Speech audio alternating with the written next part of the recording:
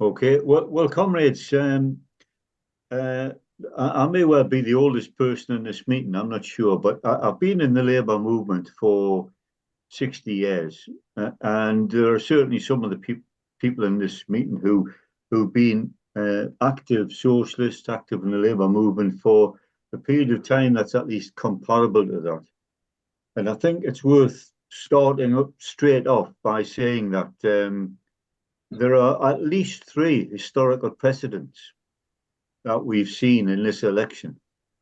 And it's evidence, if you need any evidence, that we live in unprecedented times. Things are happening in politics, nationally and internationally, that we, certainly that I have never seen in my lifetime.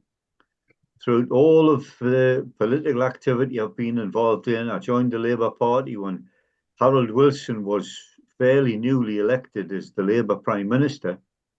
And in all of those years, all of those 60 years, um, I've never seen the likes of the kind of things that are happening now. And I want to kind of divide what I want to say into five elements, five different sections.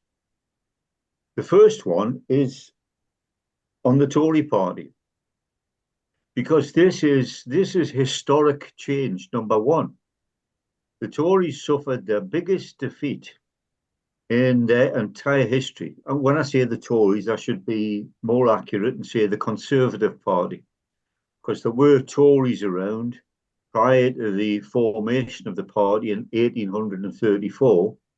But as a Conservative Party, in 190 years, they've never had a vote as low as the vote they got last Thursday. And it's an indication of the hatred that existed for that party. It was something we, I think, anticipated. And wasn't it lovely to see Liz Truss get the boot, Grant Shapps, and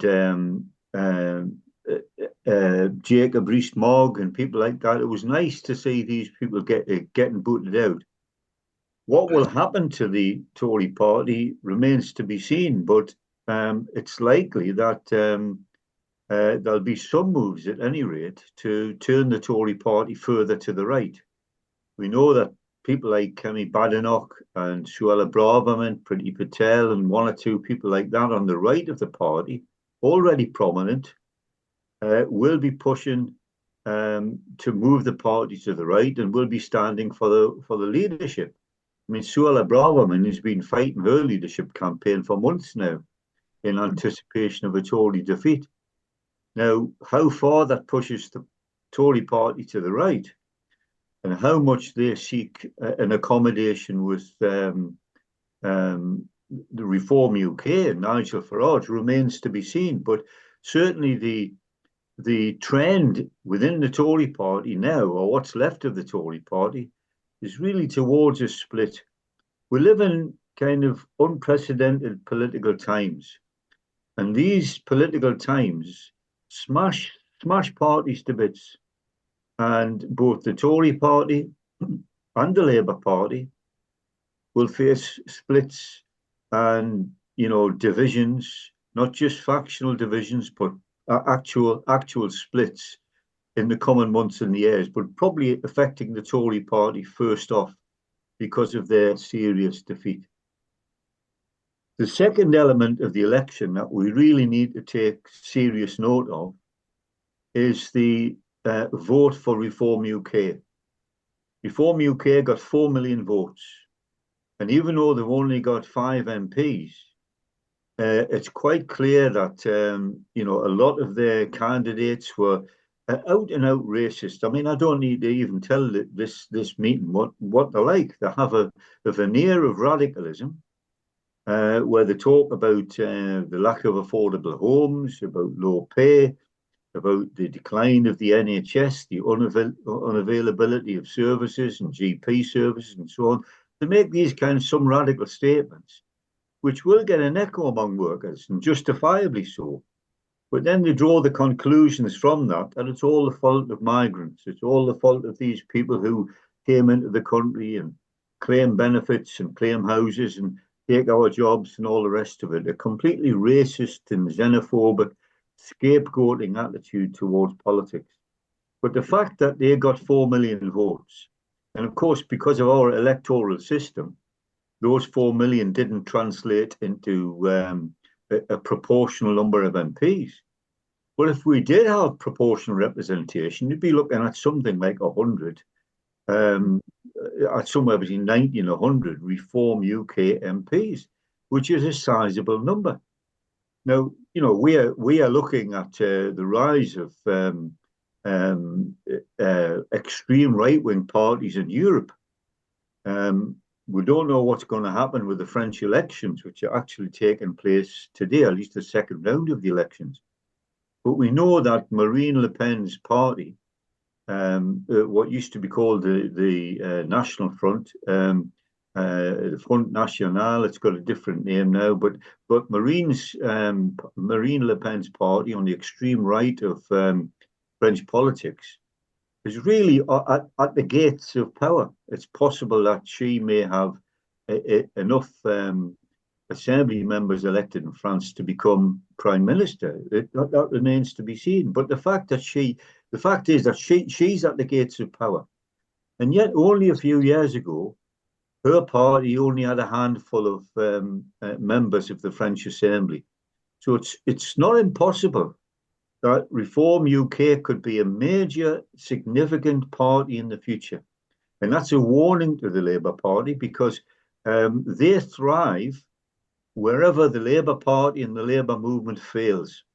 And we have to say that where there are pockets of great poverty, like in Clacton, like in other places like that, workers can be turned towards kind of xenophobic and racist ideas, wrongly, of course, but they can turn in that direction because of the failure of the Labour movement to offer solutions to their problems, to homelessness, to low pay, to the decline of the NHS, and so on.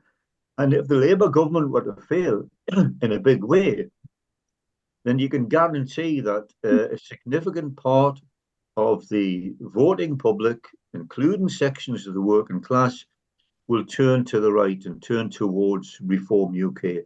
So that's an important element in this election that we can't ignore. Now, the third element, which is obviously the one that's catching all the headlines, is the scale of the Labour's victory. Mm-hmm. Now, it's been compared, Labour's victory it's been compared to something that's very extensive, but very shallow. Mm-hmm. If you want to use an analogy, imagine you go to a park and there's a huge lake in the park, hundreds of yards to the left, hundreds of yards in front of you and to the right. And yet this big lake is only a foot deep. And that really kind of sums up the position the Labour Party's in. It's true, it's taken a lot of seats where a lot of them were Reform UK's in second place, or the Green Party's in second place. But it's taken those seats with a record small percentage of the vote. Now, this is the second historical new precedent. Labour has won power with the smallest ever in all of British history, the smallest ever percentage of the popular vote, smallest ever for a majority party, never mind for a party with a landslide number of MPs. So that's quite a big thing. We need to kind of think about, I'm not really sure why, we think about why the opinion polls were so badly wrong, specifically about the expectation of a Labour vote. I must confess I was one of those, and I take responsibility for what goes on the Left Horizon's website. I took as good coin the public opinion polls, because there were a lot of polls. In fact, we used to publish the charts, the poll of polls. I think there's about 15 polls or something like that. And all of them showed Labour on about 40%. Why they should be so badly wrong, that's not within the normal margin of error, but to be something like 5-6% wrong in the poll. Perhaps we need to discuss that, but clearly that's a factor. But Labour has won power, won a landslide number of seats, with actually a record small number of votes. Now, of course, the press and the right wing of the Labour Party will focus on the number of seats. But we know that in terms of actual votes, it was a pretty miserable showing. Keir Starmer, for all his huffing and puffing, got more than 500,000 votes less than Corbyn did when Corbyn was defeated in 2019. He actually got 3 million votes less than Corbyn did in 2017. Now, the right wing will not want to talk about that. They'll not want to deal with that. But we should remind them of that every chance we get. In the same way that they talked about Corbyn's defeat in 2019 as a record defeat, the biggest defeat since 1935. But it wasn't. It was in terms of the number of MPs elected, but it wasn't in terms of the percentage vote. And that really is a key thing for gauging the support that you have within the community. Now, the fourth element, and again, this is a absolutely new historical precedent, was the turnout. It's the smallest percentage vote for the two main parties for about 50 years. It's the second smallest turnout for a general election since I think it was 1885. A very, very small turnout, 59.9, I think was the final turnout. Now, part of that might have been due to ID issues. The government deliberately chose to implement new regulations, the ID requirement for voters and so on, and that was deliberately to try to suppress particularly the Labour vote, because younger people, ethnic minorities, or people who are less likely to have the necessary ID. I mean, it was quite blatant. I could have gone to the polling booth with my pensioner's bus pass, but my grandson, who has a student card with his photograph on for his university, he couldn't use that. And it's absolutely blatant what the Tories did. But despite the fact that there might have been 1 or 2% decline in the turnout due to voter suppression, due to the ID, the biggest reason for the decline in turnout and the biggest reason for the decline in vote for the two main political parties is the fact that the Labour movement, we know the Tories had already lost the support of the population, but it's an indictment of the right wing of the Labour Party that they couldn't really offer policies that excited people, that actually motivated people, inspired them to go out and vote. And a lot of people who would have been Labour voters stayed at home.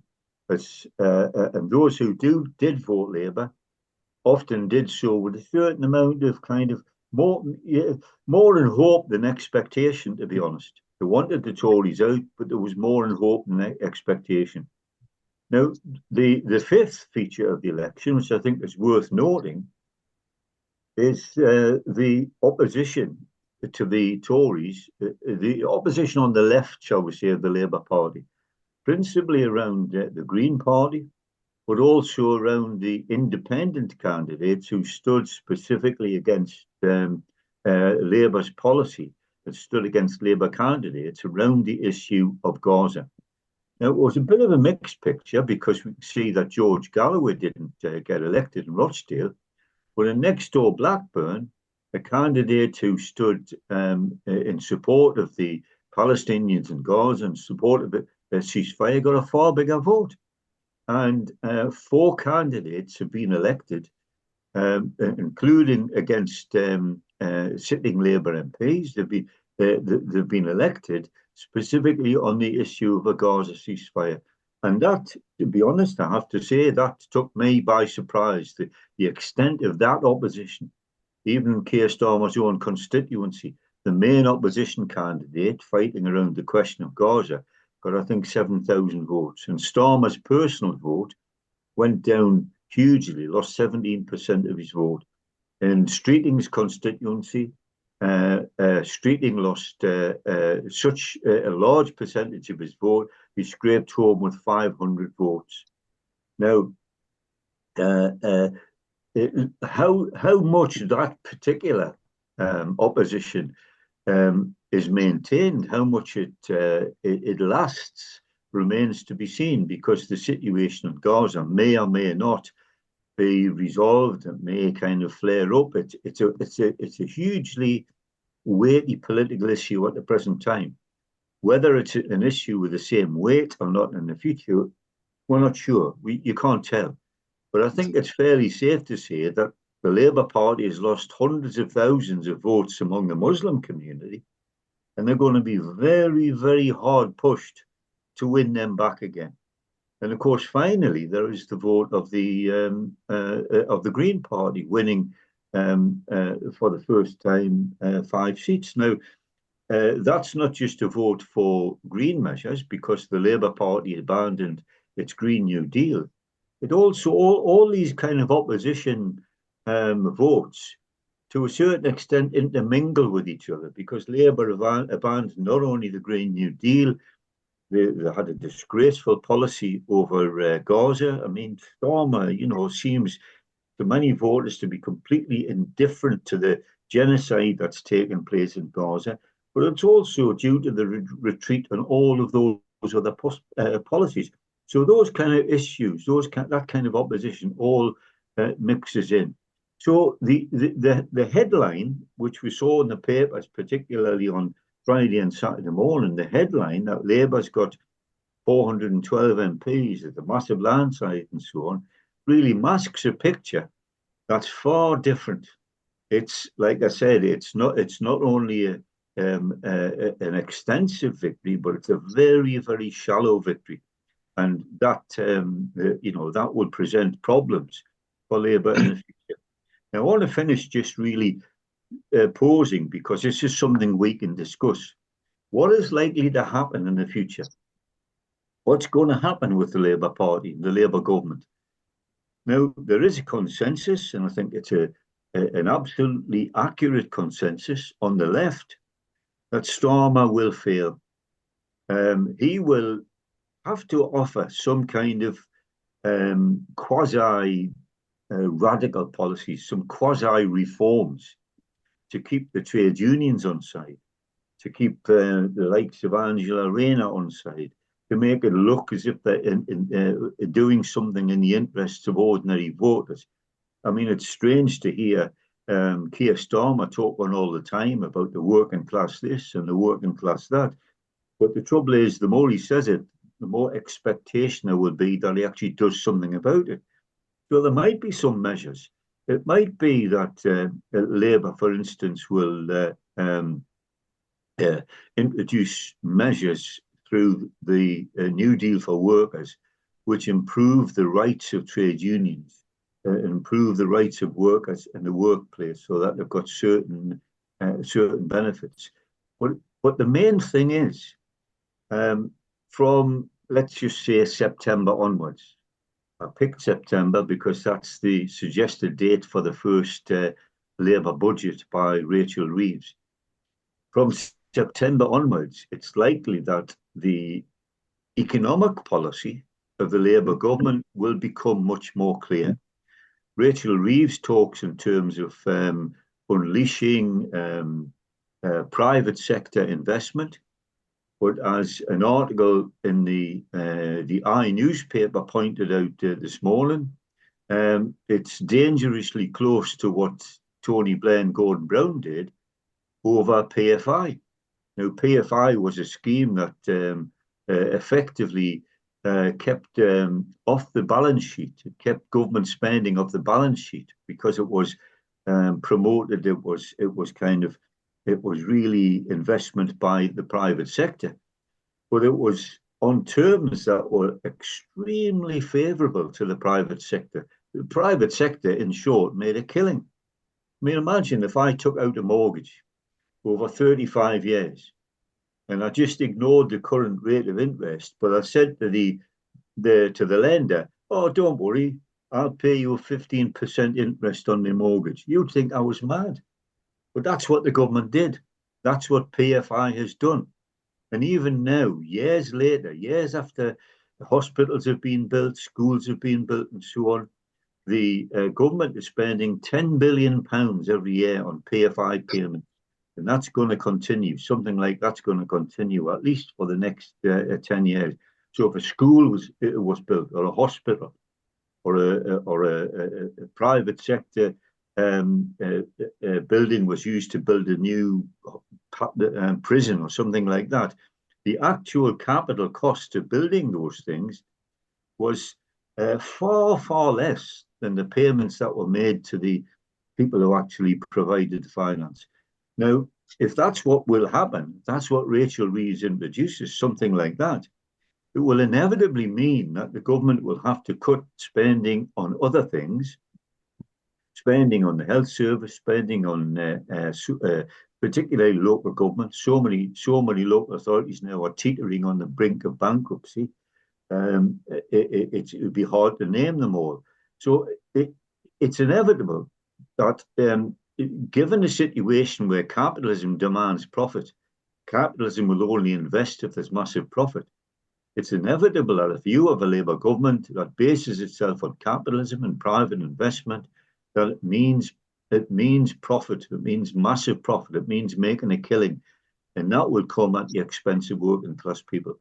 Now, already we've seen after the fine words that Starmer said outside number 10 Downing Street on Saturday morning, we already see the qualifications coming in. That it'll take a long time to turn around the public sector. It'll take a long time to turn around the NHS. Well, of course, nobody expects miracles, but that's code for saying that really we're not going to make a lot of difference.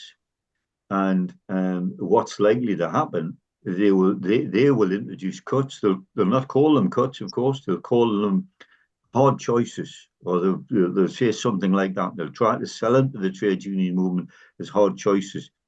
So pretty soon, I expect, not immediately, won't happen immediately, but certainly in the new year, I expect serious opposition to begin to develop to the policies of Keir Starmer and Rachel Reeves. Now, one question which is open to discussions: where will that opposition manifest itself? I think, having seen the opposition in the election and the fact that you've got MPs elected, and by the way, these MPs are going to be every single one of them. These MPs elected on the basis of a ceasefire in Gaza, every one of them is going to be a stone in Keir Starmer's shoe. There's no two ways about that. As will Jeremy Corbyn. He'll be a big stone in Keir Starmer's shoe.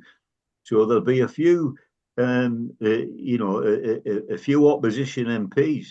Perhaps even they might, hopefully, we can only hope, they might actually stimulate opposition among the so-called left MPs, the handful that still remain. But I think in the new year, certainly, opposition will begin to develop. And it'll develop partly outside the Labour Party, through a swing to the Green Party, through perhaps a swing to other community and campaign organisations, but will also manifest itself in the Labour movement, in the organised Labour movement. And that's what's of particular concern to me. Nothing Starmer could have done, whether you're talking about his shift in policy or his manipulation of the selection of candidates, nothing he could have done could have been done without the connivance and support of the right-wing trade union leaders who were affiliated to the Labour Party. Starmer could have done nothing, and he will have to appease them to some extent, but he won't be able to appease their members, and that's where the opposition will come. We've already heard Gary Smith of the JMB saying that before the election that we want to see real change, not cosmetic change. He said this to his union conference. He knew who he was speaking to, and he had to sound radical. He had to say these things. But if Gary Smith has to say these things to his members, it's because he fears and he sees the possibility of his members getting very, very angry if Tory austerity is going to be replaced by Labour austerity. So there will be a significant part of the opposition to Labour, and I think actually the biggest part of the opposition to Starmer will come within the Labour movement in a measurable period of time within the trade union. Now, it won't immediately affect the Labour Party. I don't think it will in a big way, but certainly in time, that will affect the Labour Party as well. In time, I'm not going to predict how long because I'm not going to make bets like that, but in time, a new opposition will develop, not just outside, but inside the Labour Party as well. And certainly we will be a part of that. Left Horizon supporters will be a part of that, whether the opposition's outside or inside the Labour Party. And we will be putting forward real answers, because really, socialist ideas and socialist answers, I don't need to talk in a meeting like this about what socialist ideas represent, but desperate times call for, if you like, desperate measures. And socialist measures are the only kind of policies that can solve the problems facing working class people. The experiences that workers will have, the events over the next few years, I think will bring a lot of workers, particularly the activists in the labour movement, towards the ideas of socialism. So in one way, although the right wing are in the ascendancy in the Labour Party, in one way, I'm very confident about the development of a left and socialist ideas in the future. I'll leave it at that.